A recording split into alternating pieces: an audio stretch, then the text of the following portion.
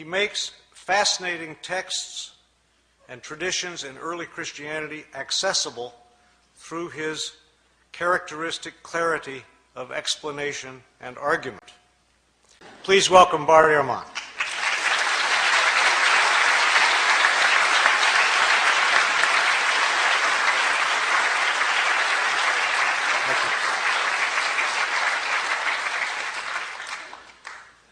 Well, thank you very much for that generous introduction, and you're welcome. It's a pleasure to be with you all this evening.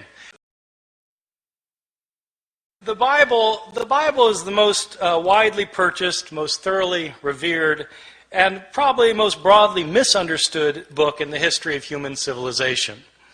So let me begin by talking about, on a fairly basic level, how it is that we got the books of the New Testament.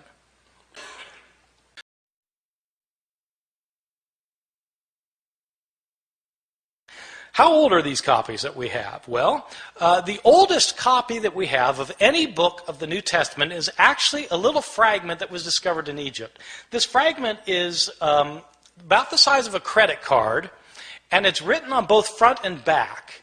That's significant, by the way, that it's written on both front and back, because it tells you that this copy actually came from a book, like we have books today, where you've got pages written on front and back, as opposed to a scroll.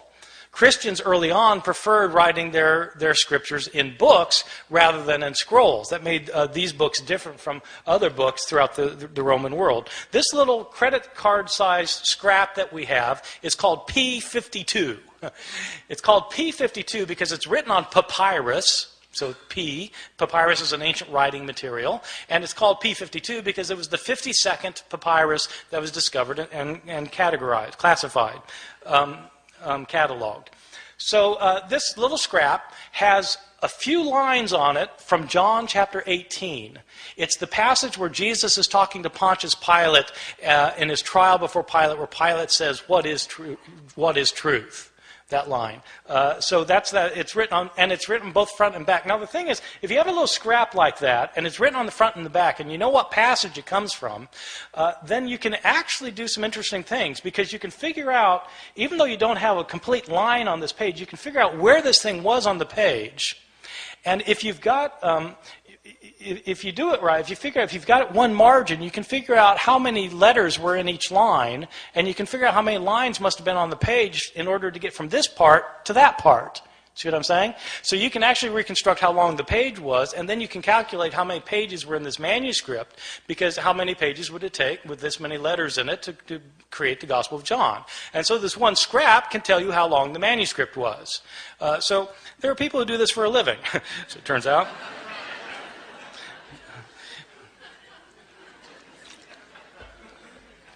So this is the oldest scrap. How old is it? This scrap, P52, is usually dated to the first half of the 2nd century. The way they date ancient manuscripts is actually on the basis of a handwriting analysis. The science of this is called paleography.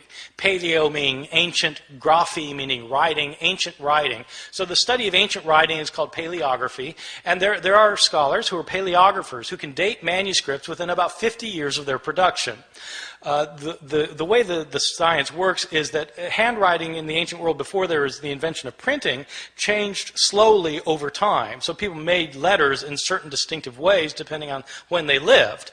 And so if you are familiar with how handwriting was in different periods of history, then you can determine when a manuscript was written. That's the science of paleography. And a good paleographer can get within about 50 years. So this thing, and you need a 50-year gap, because some scribe who's copying a manuscript when he's 70 probably is writing the same way he did when he learned how to write when he was 20. And so you need a 50-year gap. So this thing is dated to around 125 plus or minus 25 years. Well, that's pretty early. This is from the Gospel of John. This little piece was probably written about 30 or 40 years after John itself had been produced. So that's pretty good. We don't get a complete copy of the Gospel of John until, again, around the year 200. But we do have this little scrap.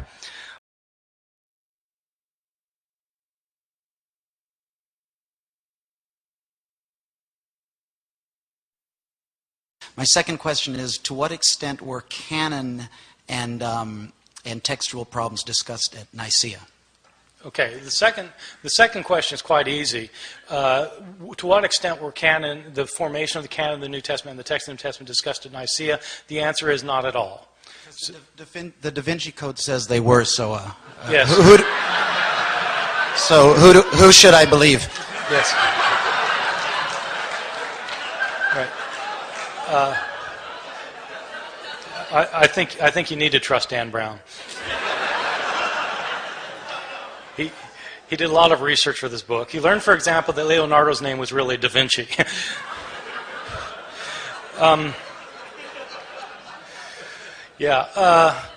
Yeah, you know, according to the Da Vinci Code, of course, the Council of Nicaea was where there was a vote on whether Jesus was the Son of God or not, and it was actually a close vote. And that is completely bogus. Everything he says about the Council of Nicaea is absolutely wrong. The Council of Nicaea didn't talk about the formation of the canon, which books would go in, which books would go out. Constantine had no role to play in that decision at all, nothing to do with it, so far as we know. So that's just... that's something he came up with. That has no bearing on historical reality, I think.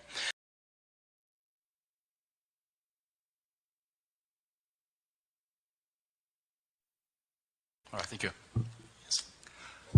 Yeah, I've come across a couple of radical pieces of information on the Bible I wonder if you'd comment on. One is that, I've read this in several places from biblical historians.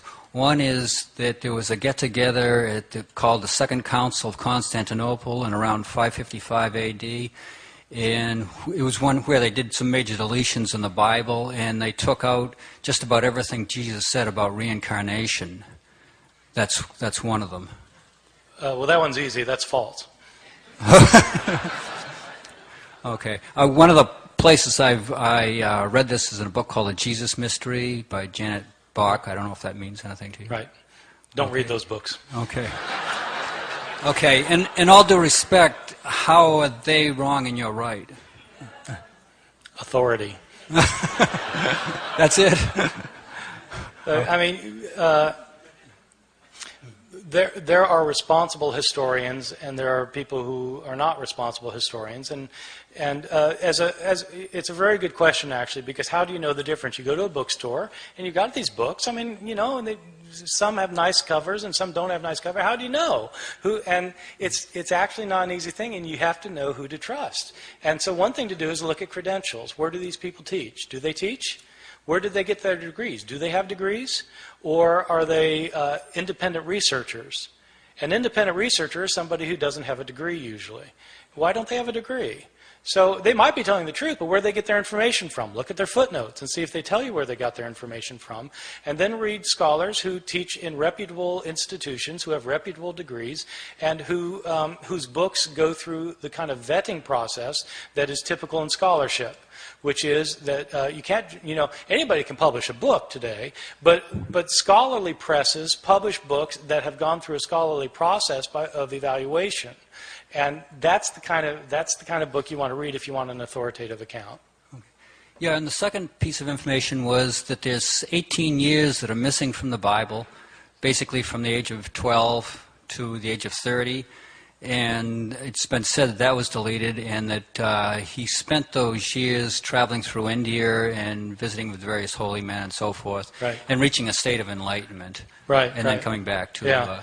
Yeah, that, you can even find Gospels that claim that. These Gospels were written in the 19th century, but I mean, you can at least find Gospels that say it. There are 18 years that are unaccounted for, and the question is, what would Jesus have been doing during these 18 years? And what most historians think is that he would have been doing what any Jewish lad in a small hamlet in Galilee would have been doing. He would have been working every day. Probably a carpenter, or apprentice as a carpenter, and my guess is he just grew up in Nazareth. And there are no ancient sources. I mean, you asked me how do I know this? I've read all of the ancient sources. There are no ancient sources that say anything about Jesus going to India.